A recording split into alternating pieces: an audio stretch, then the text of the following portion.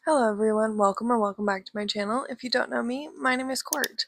Hello, welcome if you're new. Welcome to part 2 of every series I'm in the middle of because I'm in the middle of like 1,001 series. It's okay. It's okay. I have been humbled that I am in less amount of series that are waiting for the next book than I am books that are currently out.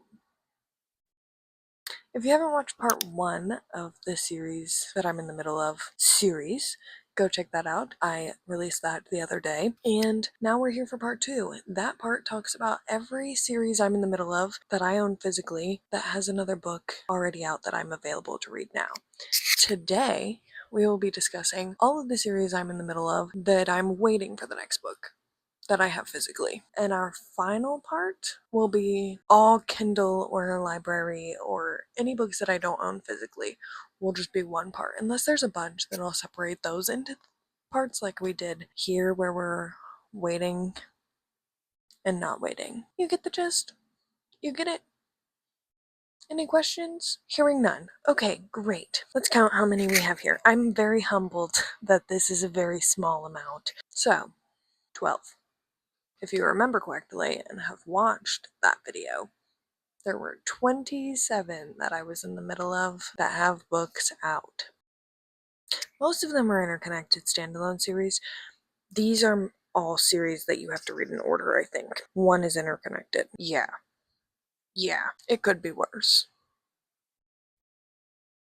I'm glad this is my hobby and not something worse. Could always be worse. So we are going to go over the 12 books that I have here that I am waiting for the next book to come out. A lot of them, the next book comes out fairly soon. November, I think April. Hopefully April. I have no idea, but I need the next one of this one like now. February, no idea, and no idea. Yay.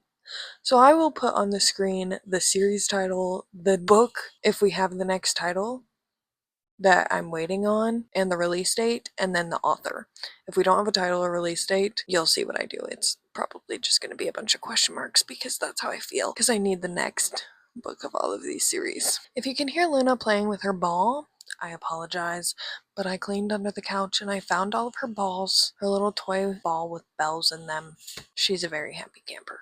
Luna! How dare I record when she's trying to play? My bad. First, we have Shield of Sparrows by Devony Perry. I believe this series is just going to be called the Shield of Sparrows series. I'm not sure if it's going to be called something else. If it is, I will put it up on the screen. There is a title of the next book. I'm blanking on what it's called, but it does come out, I believe, early next year, and I am gnawing at the bars of my enclosure for the next book in this series. This was so fun. It was such an entertaining fantasy debut. I haven't read much else by Devony Perry. I read the little Christmas novella for the Indigo Ridge series. What is that even called? It's set in Montana. That doesn't really help because most of her books are set in Montana, I think. Anyways, that's like the only books I've read by Devony Perry, and this blew me out of the water. I loved this book. It was so fun, so fast-paced. Did I guess some of the little things that were supposed to be like a wow shock factor? Yeah, but it didn't really necessarily take away from anything in the book, and it made me really excited to continue this series. The ending... Did you bring Mama your ball? Where's it at? The ending of this made me so anxious for the next book. The monsters are so unique. It's just such a fun time. There's princesses, there's monsters, there's a monster hunter. Oh yeah, I am so enthralled by the series. It was fun. And it made me really happy to be reading fantasy again, because I think I read it at a time where I wasn't reading a lot of fantasy. Perfect. Can't wait for the second one in this series to come out. I'm not sure how many books are going to be in this series. We'll see. But I'm really excited. For a fantasy debut, it was fantastic. I didn't tell you what Shield of Sparrows is about. Let me tell you what Shield of Sparrows is about myself. I'm so sorry. In this book, our main character gets taken away from her home and shipped off, literally, to another country to be the princess for this up and coming king. He's the prince. And that's the Shield of Sparrows clause in this, like, band of countries, because that keeps the trade going between the countries. When she gets there, there's this big brooding monster hunter. Well, he comes with the prince to get her, but the prince, like, barely talks, and then this big brooding monster hunter just kind of keeps hounding her and being terrible to her, and then she just kind of sees the whole country of theirs, and then monsters come, and then bad things happen, and you learn secrets about the country, and then something really bad happens, and then cliffhanger. It's so exciting. It's so action-packed. Just read the book. Next, we have I believe another debut. Is it another debut? It is not a debut. It is just the first in a series from Jade Presley. This is The Neverlist. I am not sure what this series is also going to be called. Maybe the Neverlist series? I feel like it's going to have a better name than that. This is a Why Choose fantasy romance. This follows our main character, who is from the slums. She decides to go to the castle because they hold this thing where the princes of Lumethist need a mate, and they're holding this ball to find one. However, all of them are choosing one person. All of them. One girl.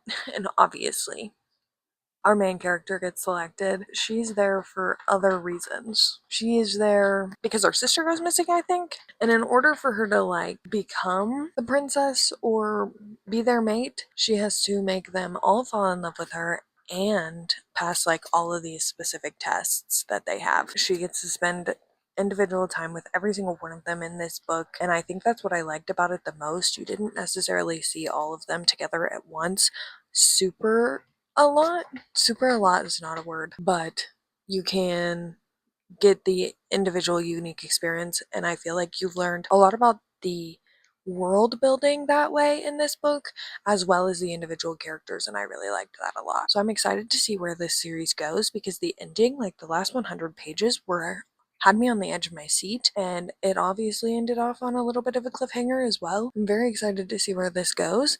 It was such a fun read. Next up, if you have seen my vlog for this video, I promised my book club I'm going to read the second book. And it ended in such a way that I fear I need to. This is Kiss of the Basilisk by Lindsay Straub. This is a it's not split or swallow novel. Should be called Spit. Oh my gosh. This follows our main character, who gets taken to these caves to train with a basilisk to learn how to pleasure a man, because she is in the running for the prince's hand in marriage. It is a love triangle between the prince and the basilisk she's seeing. Some crazy stuff happens in this book. Like, things that I never thought I would ever read in my life. Things that I could never imagine with my own brain ever in my life. Listen, when I tell you, it was the craziest thing that I have ever read in my life. Why? Why is this a novel? And why do I feel the need to read the second one? This is quite literally the craziest thing. It's literally the most stunning outside, craziest inside. The second one comes out in November. Guess who will be reading it? When people said that this book is crazy because she breaks her pelvis with a basilisk, I thought that would be the most crazy thing that happens in this book. It's not. Anyways, moving on, because I have war flashbacks from reading that book. Next up, we have Phantasma. This is the Wicked Game series. I think this is interconnected. I said that there's only one interconnected in this series. This technically, I think, is interconnected, but I recommend reading these in order, especially from the second one on, because there's a lot of things that I think are going to connect better after reading the second one. That's just personal preference. These are the most spooky gothic fun time books ever. It follows characters who enter these games where phantoms and devils have taken over, and you just have to play the games, or you can leave. Like, you don't it's not to the death, but I fear bad things will happen if you don't follow the rules. It's literally such a fun time. The first one is like different tasks, and there's phantoms and not goblins, but there's phantoms, and there's a hierarchy in the beginning of the book. Necromancers, vampires, ghosts, phantoms, poltergeists, ghouls, wraiths, demons, devils. Such a spooky, gothic, fun time. This one follows one sister who goes into the games, and it's just games. She actually follows the other sister in there, looking for information about their mom, and it's just different tasks to make it to the last night of Phantasma, and at the end, you get to, I think, wish for whatever you want. Yes, a victor is granted a single wish, and Ophelia is who follows her sister in, but she meets this stranger in the games, and it's really fun and really exciting. The second one, Enchantra, follows the other sister who travels across the Atlantic Ocean somewhere to this house where there's more information about their mother. It's to this family home. Little does she know that this family home has a game itself called Enchantra. And it's like a giant game of hide and seek, but every round there's this teeny tiny mini game that you also have to play. It's so cool. The games are some of the most fun things I've seen in books, and I love a good game in a book, especially in a fantasy book. Enchantra I liked a little bit more than Phantasma. There were some things that happened at the end of Enchantra that make me believe that you will want to read them in order. That's why I say read them in order. I'm really excited for whenever the next one comes out. I love a good spooky gothic fun time. Next, we have Immortal Dark. What is this series going to be called? Can somebody tell me? Look at this map.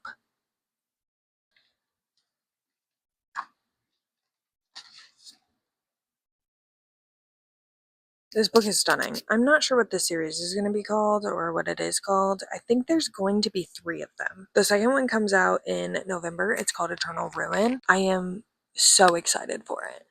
This series follows our main character, Kidan, whose sister goes missing. A lot of sisters go missing in books, I fear.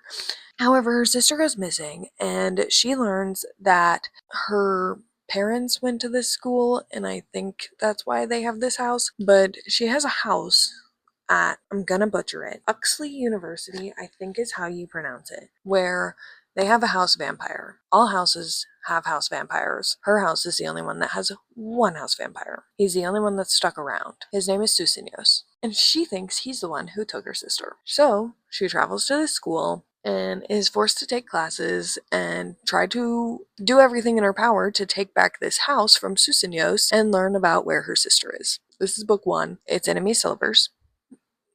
It's vampires. It's dark academia. It's so much fun. I cannot wait for the second one. I'm going to reread this one before the second one comes out because I had such a fun time reading this one the first time. Perfect for the fall if you're needing something for the fall.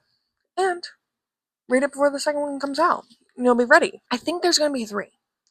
I could be wrong. This next one, I would literally give my left kidney to have the next book out right this second. Right this second. The Night and the Moth. This is the new duology by Rachel Gillick. It is gothic romantasy. It is perfection in all forms. Our main character, Sybil, is a diviner. She is able to see people's futures, basically, through these omens. And it's basically what these people are praying to and their higher powers. And these knights come to get their fortune read, future read, and Sybil and her colleagues convince the knights to take them out on the town. The next day, Sybil's colleagues start going missing one by one. Colleague is such a weird word, but I don't know what else to say. They're kind of her friends, but like they're all the other diviners. They just start going missing one by one. So Sybil enlists the help of the knights to try and figure out what is happening to all of the other diviners. It is so interesting, so unlike anything I've ever read. One of the best fantasies I have ever read. This book is perfection. Perfection. I need the next one so bad. The ending of this book haunts my days, my nights, when I'm awake, when I'm asleep. I need the next one so bad. I can't talk about it too much or I'll start crying. Next up, we have this has a name. This series has a name. I'm really bad at remembering series names, but this is a hockey romance series by Peyton Corinne. I have read Unsteady and Unlove. Those are the two out right now. The next one comes out early next year, and I'm really excited to continue reading this series. Unsteady is one of my favorite romances of all time. I related really heavy to our main character in this book, but I believe this interconnected standalone series is just going to follow the hockey team at this college, and I'm loving every second of it. I love that little found family so much. Again, if you watched my first video, you know that me and a hockey romance go together like this, and if you add found family, we go together like this. That doesn't make any sense, but you're picking up what I'm putting down, right? Okay, so this is immaculate, mixed with the fact that I literally am Sadie Brown. Yeah, Sadie Brown is caring for her two younger brothers when her parents are absent. She is going through it. She is in school, she is doing it all, she is working her little butt off to do everything. And she is not a quitter. She is also a figure skater, and she meets Reese on the ice, and he is trying to build back his determination and his he's trying to build up from his insecurities after being off the ice from a injury. So this one is so good. Unloved, similarly, so good. I liked this one a little bit more, but I love this series as a whole. My favorite fantasy of all time. Literally of all time. Heavenly Bodies. Fallen Stars comes out in November. I think this is just going to be a duology. I could be wrong. I would gladly take more than a duology. This, my favorite fantasy ever. You're following our main character, Alara, who is fated to fall for a star. Stars are like their gods or deities in this book, and every little kingdom has powers based on the stars. And there are 3 different powers that you can have, and only a select few people can actually have all 3. Alara is one of those people. So is Prince Lorenzo. He is from a different kingdom, her enemy kingdom, but she ends up running away there because the star is chasing her, doing anything in his power to get to her because he's fated and wants her and will have her, like kills her whole family. It's not a spoiler, it literally happens like the first thing in the book. But she runs away to her enemy to start training to defeat the star. Yeah, runs away to her enemy to defeat the star. Yeah, this is so good.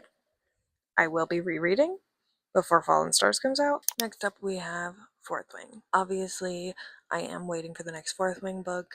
We do not know what it is entitled, when it will come out, anything about it. I have read all 3 of the Empyrean series. I don't know when we're gonna get the next one. And that's okay. I have tons of other series that I can read. When the hype around a new Fourth Wing book comes out, that's when my hype for the series comes out. Then it dies down, and I'm like, yeah, Fourth Wing's okay, yeah. And then the new book comes out, and I'm like, yeah, I love Fourth Wing, yeah. So take that with what you will. I love being hyped about something with other people, and I think that's what gets me so amped up about these books specifically. They got dragons. They're so fun.